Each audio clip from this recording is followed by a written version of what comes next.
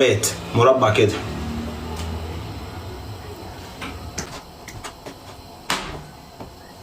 هيطلعوا من اللايف من الوش ده. ما يعني بتبص لي يعني مستغرباني. لا ما لقيتهاش، هي اصلا كانت بتقعد في الميه كل ده. هتاكل مني حته لحمه النهارده يا باشا، ان شاء الله هتعجبك قوي.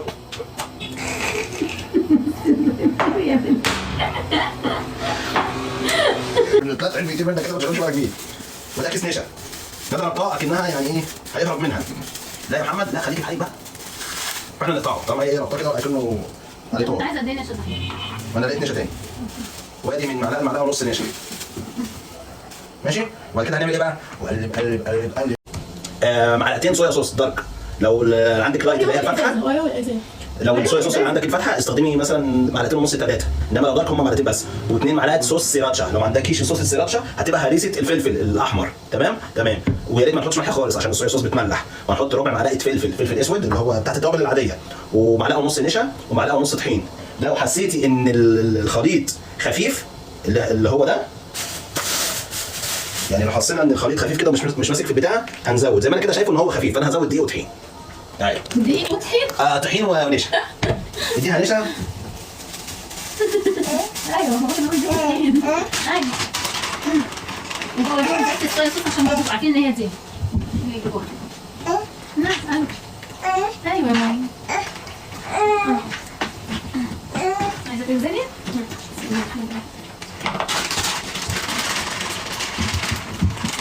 انا ما بحطش كتير على فكره، دي حاجات بسيطه يعني. اديها نشا تديك طراوه. عينيا يا باشا اديها نشا عشان تدينا طراوه. سلام انت تؤمر. نمسح كده اهو وننشف. الميه سخنت الناحيه الثانيه، هنسقط فيها المكرونه دلوقتي. لا ما تديش ايدك على حاجه. هو انت تساعدك بقى كده وتنظف مكانك، لان الشيف الشاطر بيبقى شيف نظيف برضه. لا يا يعني المعلقه من هنا ازاي؟ ايوه بدات تفتح. ايوه بقت حلاوه حلاوه عندك. ايوه والله بص انا لازم تكون تقيله كده عشان الكلام ده هتاخد نص قليه. انا شايفه انه انت فراخ هتنهيها. لا بالمعلقه السلك وكان احسن او بايديك انا معايا. بص ايه المكرونه بطولها كده. يا سلام بقى لما تكون شرايط يا سيدي. ما تفتحش شرايط. شوف الحركه دي. مش صح نصها. وهكون اكتر بس شويه زيت عشان ما تلزقش. حطت المكرونه فنان. امال مش دي سيبها. مش دي يا بابا الخشب اللي يطلع كده سباكيتي. رجع سيبك مكانها. قلب حط ملح. بتسقفيني يا ندى، انا عارف ان انا شاطر. استغفر الله العظيم يا رب. انا بس خايف ان هي تلزق في بعض. وشويه ملح عشان ندى ما تزعلش. مع ان انا مش شايف ان الملح ملوش لازمه يعني، بس شغال. حكايتك حكايه وروايتك روايه. وتعالى الناحيه الثانيه هنا يا غالي. الفلفل لازم يبقى ليه تكنيك معين كده. عشان ندى هانم تحس ان الاكل هو الاكل اللي كانت بتاكله بره، لازم نقطعه بنفس الطريقه اللي ندى هانم كانت بتاكله وهي بره فيه. يعني ازاي مثلا هنقطع الفلفل مكعبات او مربعات، قطع متساويه. هياكل بامانه الاكل.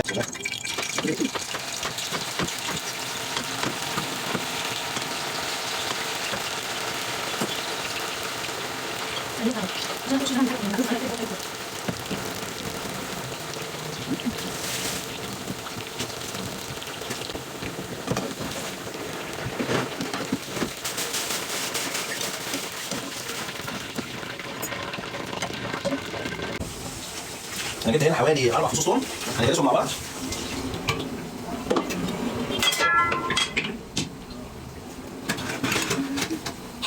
نضربها في 8.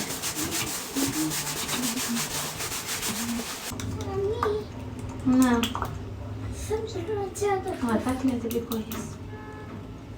يلا روح اقعدي. يلا ماما اقعدي. ده كده ايه؟ هنقول ان ده ربع كوبايه صويا صوص. ماشي؟ ده كاتشب. لا ده باربيكيو. حط كاتشب.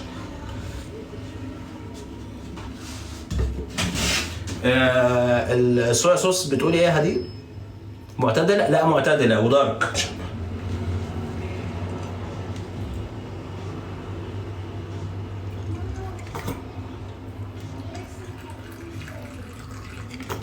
ماشي، يبقى معلقتين كاتشب.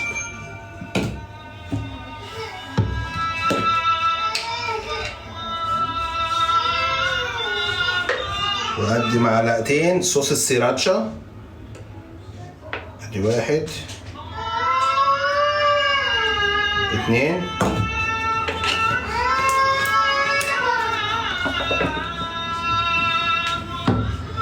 الله اكبر الله اعظم. فلفل اسود،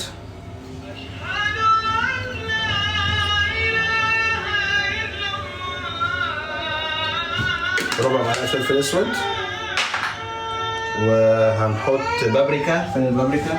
اهي.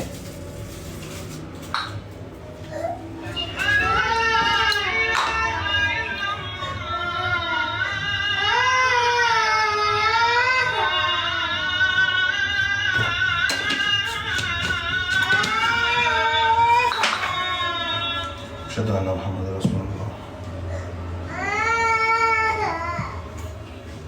بابريكا، عايزين سكر وخل. سكر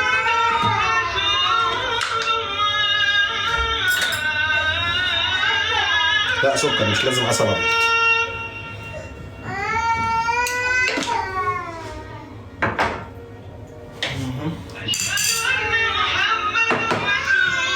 وخل. الله اكبر الله اكبر.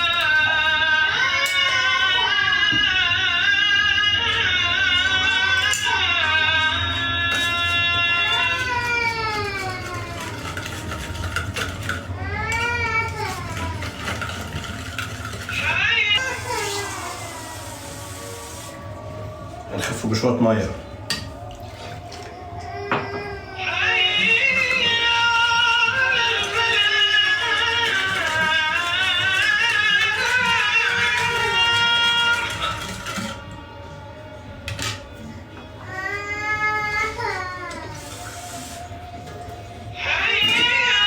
ودي نص كوباية مية هنستخدمها دلوقتي في ايه هقول لكم.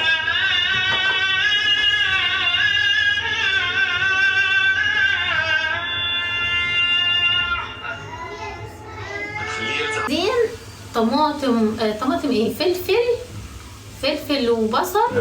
بصوا متقطعين ازاي، مكعبات كده. ويهدي ايهاب ده. هو لازم يبقوا متقطعين كده. ويا سلام بقى لو في فلفل الوان. فلفل الالوان بقى بيدي طعم وشكل جميل.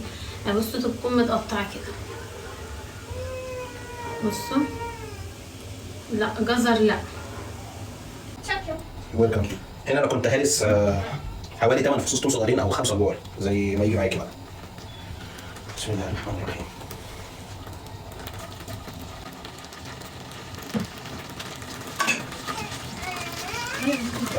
كروم ريحته لما تنزل في الزيت يبقى تحفه.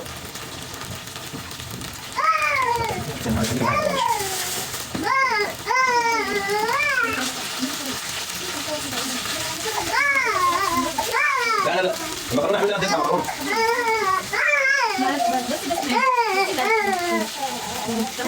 ماشي الخضار اهو.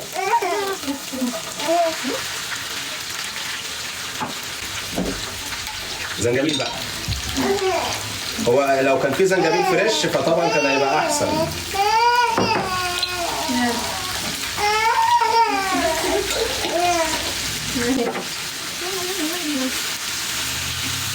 احنا عايزين الخضار ده على النار يعني 3 ل 5 دقايق مش اكتر. ليه؟ يستوي ربع سوا كده ويبقى لسه ماسك نفسه.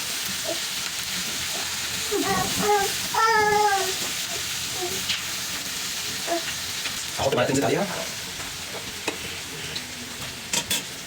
زيت عليها عشان ايه تساعد وتبقى الحاجه شكلها كده لوسي كده وترمى كده وجميله. تعالوا نبص هنا كده. هنا الصوص اللي انا كنت عامله، الصوص اللي انا كنت عامله ده هعمل ايه؟ هاخد نصه هنا. ماشي.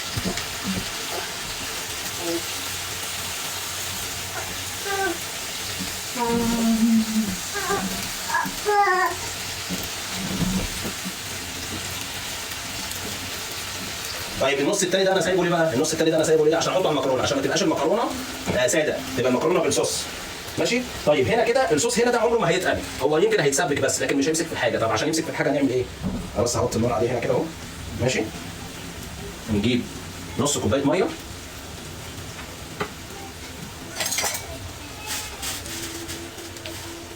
نحط عليها معلقه نشا. انا راجل كريم، حط معلقه ونص وقلب يا معلم.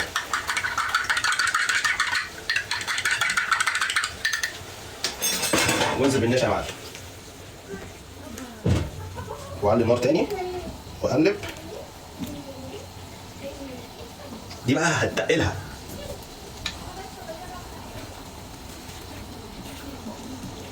هتخلي بقى الحاجه تقيله. تمام؟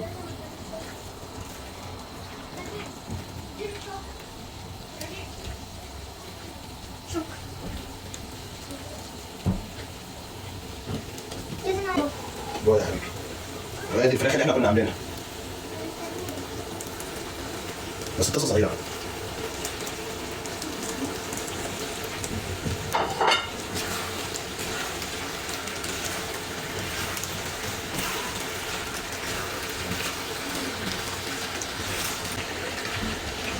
بالنسبه للحله اللي عملنا فيها المكرونه، نشغل النار عليها، وهنا نهدي النار شويه. ايوه كده، خش عليا.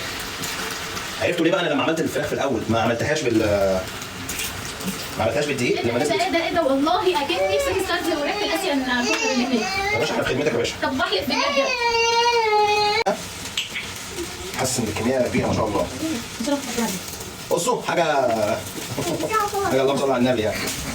نقدر في نفسها. لا بني مين ميه؟ احنا جامدين جدا يا ماما، على فكره حبيت من ورايا. لا بقى بسام. لا بقى شويه زي كده عشان تفلفل. ونقلب كده اهو.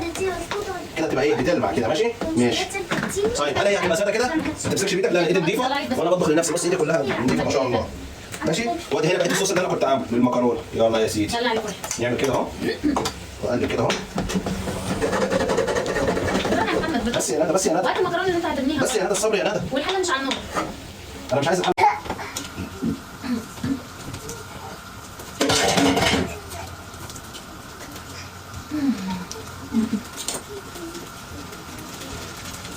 فلفل شطه.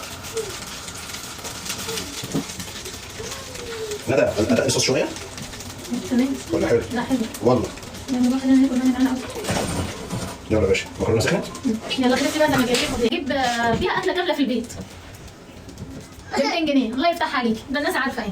ب 200 جنيه الوجبه للفرد الواحد، واحنا هنا 4 افراد. تتخيلوا بقى مع 4 الطريقه نزل وصفه بالتيك توك. لا انتوا اصبروا عليا بقى، ده احنا هنقعد وناكل وكده، وهفضل اقول لكم الوصفه 100,000 مره، ما عنديش مشكله. بس انتوا ما بتكبسوش، والله العظيم عيب. انا ما بطلبش من حد حاجه، بقول لكم كبسوا.